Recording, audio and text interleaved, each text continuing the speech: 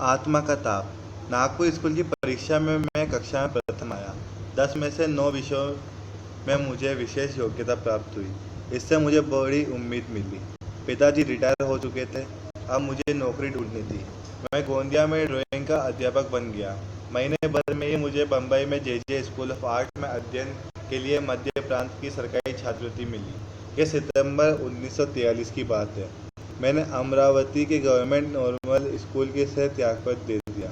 जब तक मैं बम्बई पहुंचा तब तक जे स्कूल में दाखिले बंद हो चुके थे।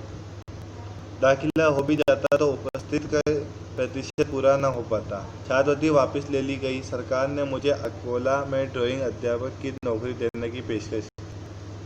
मैंने तय किया कि मैं लौटूंगा नहीं, बम्बई में ही अध्ययन करूंगा। मुझे शहर पसंद आया, वातावरण पसंद आया, गैलरिया और शहरों में अपने पहले मित्र पसंद आए। और भी अच्छी बात यह हुई कि मुझे एक्सप्रेस ब्लॉक स्टूडियो में डिज़ाइनर की नौकरी मिल गई। यह स्टूडियो फिरोज शाह मेहता रोड पर था। एक बार फिर कड़ी मेहनत का दौर चला। करीब साल भर में स्टूडियो के मालिक श्री जलील और मैनेजर श्री हुसैन ने मुझे मुख्य डिज़ाइनर बना दिया। सुबह 10 बजे शाम 6 बजे तक मैं दफ्तर में काम करता। फिर मैं अध्ययन के लिए मोहन आर्ट क्लब जाता और फिर जेकब सर्कल, जहां भाई के परिचित एक टैक्सी ड्राइवर ने मुझे रहने की जगह दे रखी थी। उसने कहा कि मैं तो टैक्सी रात को ही चलाता हूँ, तो तुम वहाँ सो सकते हो। वह दिन में कमरे पर लौटता। यह छोटा सा कमरा जेकब सर्किल साथ रास्ता में पहली मंजिल पर था। एक रात जब 9:30 बजे मैं कमरे पर पहुंचा तो हमारे दरवाजे पर एक पुलिस वाला खड़ा था। उसने कहा कि तुम अंदर नहीं जा सकते, यहाँ हत्या की वारदात हुई है। हम लोग कभी भी राजनीति या किसी भी तरह की संदिग्ध गतिविधियों में शामिल नहीं हुए थे। मेरी तो अकल गुम हो गई। मैं तुरंत पुलिस स्टेशन जाकर कमिश्नर से मिला। उन्होंने बताया कि मैं एक विद्यार्थी हूँ, जेकब सर्कल में रहता हूँ। मेरे कमरे के बाहर पुलिस वाला खड़ा है और मुझे अंदर नहीं जाने दे रहा है। उन्होंने बताया कि मेरी टैक्सी ड्राइवर मित्र राल्फ पर या मुझ पर शक नहीं है। राल्फ की टैक्सी में किसी ने एक सवारी की छुरा मारकर हत्या कर दी थी। अगले दिन जलील साहब को राम कहानी सुनाई तो उन्होंने मुझे आर्ट डिपार्टमेंट में कमरा दे दिया। मैं फर्श पर सोता हुए मुझे रात 11 बजे तक गलियों के चित्र या और तरह तरह के स्केच बनाते देखते। कभी कभी वो कहते कि तुम बहुत देर तक काम करते रह गए, आप सो जाओ। कुछ महीने बाद उन्होंने मुझे एक बहुत शानदार ठिकाना देने की पेशकश की। उनके चचेरे भाई की 6ठी मंजिल के फ्लैट का एक कमरा, उसमें 2 पलंग पड़े थे। उनकी योजना यह थी कि अगर मैं उनके यहाँ काम करता रहा तो मुझे कला विभाग का प्रमुख बना दिया जाए। मैं जेकब सर्कल का 7 रास्ते वाला घर और उसका गलीज वातावरण छोड़कर नए ठिकाने पर आ गया और पूरी तरह अपने काम में डूब गया। इसका परिणाम यह हुआ कि 4 बरस में 1948 में बॉम्बे आर्ट्स सोसाइटी का स्वर्ण पदक मुझे मिला। इस सम्मान को पाने वाला मैं सबसे कम आयु का कलाकार था। 2 बरस बाद ही मुझे फ्रांस सरकार की छात्रवृत्ति मिल गई। मैंने खुद को याद दिलाया, भगवान के घर देर है अंधेर नहीं। मेरे पहले 2 चित्र नवंबर 1943 में आर्ट सोसाइटी ऑफ इंडिया की प्रदर्शनी में प्रदर्शित हुए। उद्घाटन में मुझे आमंत्रित नहीं किया गया क्योंकि मैं जाना माना नाम नहीं था। अगले दिन मैंने द टाइम्स ऑफ इंडिया में प्रदर्शनी की समीक्षा पढ़ी। कला समीक्षक रुडोल्फ वॉन लेडेन ने मेरे चित्रों की काफ़ी तारीफ की थी। उसका पहला वाक्य मुझे आज भी याद है। इनमें से कई चित्र पहले भी प्रदर्शित हो चुके हैं और नए में कोई नई प्रतिभा नहीं दिखी। हाँ, एस रजा के नाम के छात्र के 1-2 जलरंग लुभावने हैं। उनमें संयोजन और रंगों के दक्ष प्रयोग की ज़बरदस्त समझदारी दिखती है। दोनों चित्र 40-40 रुपये में बिक गए। एक्सप्रेस ब्लॉक स्टूडियोज में 8-10 घंटा रोज़ काम करने के बाद भी महीने भर में मुझे इतने रुपए नहीं मिल पाते थे। वेनिस अकादमी के प्रोफेसर वॉल्टर लैंगहैमर से भेंट हुई तो उन्होंने जर्मन उच्चारण वाली अंग्रेजी में कहा, I love your stuff mister Raza. Raza साहब, मुझे आपका काम पसंद आया। रुडोल्फ वॉन लेडेन भी कृपा बनाए रखते थे। इसके बाद वियना के एक कला संग्रह एमेनुअल शिंगर मेरे काम के प्रदर्शक बने। यह मेरी बहुमूल्य उपलब्धि थी। समय के साथ साथ चीज़ें होती चली गई। प्रोफेसर लैंगहैमर ने काम करने के लिए अपना स्टूडियो दे दिया। वह द टाइम्स ऑफ इंडिया में आर्ट्स डायरेक्टर थे। मैं दिन में उनके स्टूडियो में चित्र बनाता, शाम को चित्र उन्हें दिखाता तो वे बारीकी से उसका विश्लेषण करते। मेरे काम में उनकी रुचि बढ़ती गई, मेरा काम निखरता गया। वे मेरे चित्र खरीदने लगे और आखिर मेरे लिए नौकरी छोड़कर कला के अध्ययन में जुट पाना संभव हो सका। 1947 में मैं जे स्कूल ऑफ आर्ट्स के नियमित छात्र बन गया, क्योंकि अब मैं नौकरी किए बिना भी अपनी फीस और रहने का खर्चा उठा सकता था। भले ही 1947 और 1948 में महत्वपूर्ण घटनाएं घटी हो, मेरे लिए वे कठिन बरस थे। पहले तो कल्याण वाले घर में मेरे पास रहते मेरी माँ का देहांत हो गया। पिताजी भी मेरे पास ही थे, वे मंडल लौट गए। मई 1948 में वे भी नहीं रहे। विभाजन की शादी के बावजूद भारत स्वतंत्र था। उत्साह था, उदासी भी थी। जीवन पर अचानक जिम्मेदारियों का बोझ आ पड़ा।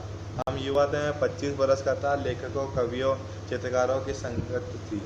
हमें लगता था कि हम पहाड़ हिला सकते हैं, और सभी अपने अपने क्षेत्रों में अपने माध्यम में सामर्थ्य बढ़िया काम करने में जुट गए।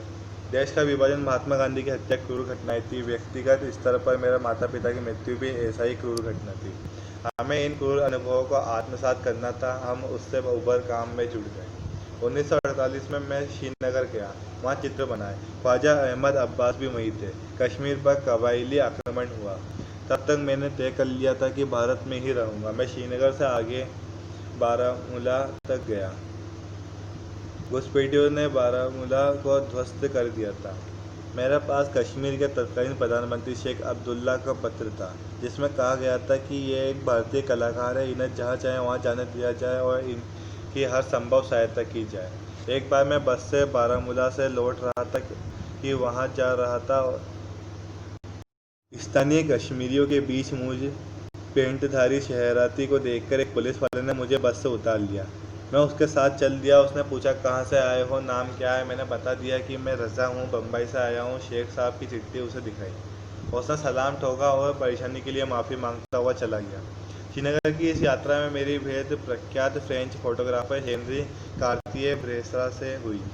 मेरा चित्र देखने के बाद उन्होंने जो टिप्पणी की वह मेरे लिए बहुत महत्वपूर्ण रही है। उन्होंने कहा, तुम प्रतिभाशाली हो, लेकिन प्रतिभाशाली युवा चित्रकारों को लेकर मैं संदेहशील हूँ। तुम्हारे चित्रों में रंग है, भावनाएं, लेकिन रचना नहीं है। तुम्हें मालूम होना चाहिए कि चित्र इमारत की ही तरह बनाया जाता है। आधार, नींव, दीवारें, बीम, छत, और तब जाकर वह टिकता है। मैं कहूँगा कि तुम सेजा का काम ध्यान से देखो। इन टिप्पणियों का मुझ पर गहरा प्रभाव रहा। बम्बई लौटकर मैंने फ्रेंच सीखने के लिए अलियांस फ्रांसे में दाखिला ले लिया। फ्रेंच पेंटिंग में मेरी खासी रुचि थी, लेकिन मैं समझना चाहता था कि चित्र में रचना या बनावट वास्तव में क्या होगी। 1950 में एक गंभीर वार्तालाप के दौरान फ्रेंच दूतावास के सांस्कृतिक सचिव ने मुझसे पूछा, तुम फ्रांस जाकर कला का अध्ययन क्यों करना चाहते हो? मैंने पूरा आत्मविश्वास से उत्तर दिया, फ्रेंच कलाकारों का चित्रण पर अधिकार है। फ्रेंच पेंटिंग मुझे अच्छी लगती है। तुम्हारे पसंदीदा कलाकार सेजा, वॉन गोग, गोगा, पिकासो, मातिस, शागाल और ब्रोक। पिकासो के काम के बारे में तुम्हारा क्या विचार है? मैंने कहा, पिकासो का हर दौर महत्वपूर्ण है, क्योंकि पिकासो जीनियस है।